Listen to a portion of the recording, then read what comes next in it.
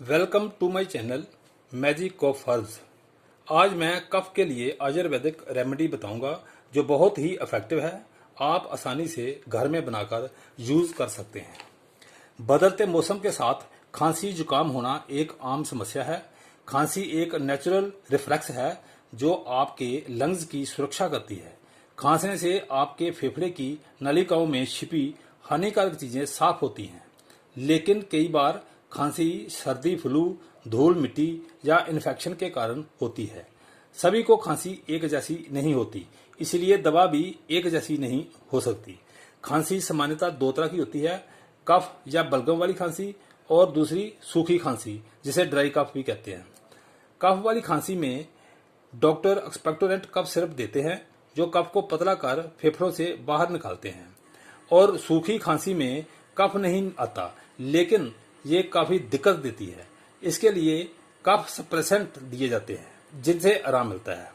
अगर खांसी में दर्द, जकड़न, सांस लेने या सांस फूलने जैसी समस्या हो तो डॉक्टर ब्रोंकोडायलेटर देते हैं। ये एयर पैसेज को खोलते हैं ताकि सांस आसानी से ले सके या इनहेलर के तौर पर ले सकते हैं। एलोपैथी की कोई भी दवाई डॉक्टर की सलाह के बगैर नहीं लेनी चाहिए। आज की वीडियो में एक बहुत ही इफेक्टिव आयुर्वेदिक रेमेडी बताई है जो आप आसानी से घर में बनाकर यूज कर खांसी से छुटकारा पा सकते हैं। इसके लिए एक मीडियम साइज का प्याज लेना है और अच्छी तरह क्रश कर इसका रस निकालना है।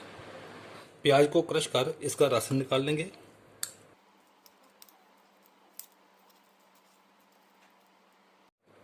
हमने 2 चम्मच प्याज का रस ले लिया है। अब इसमें 2 चम्मच शहद मिला देंगे और इसको अच्छी तरह हिलाकर 3-4 घंटे के लिए रख देंगे। 4 घंटे हो गए हैं और हमारा जो कफ सिरप अब तैयार हो गया है।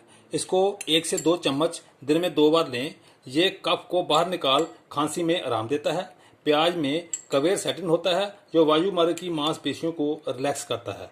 तो ये है आज की वीडियो। उम्मीद है आपको वीडियो पसंद आएगी।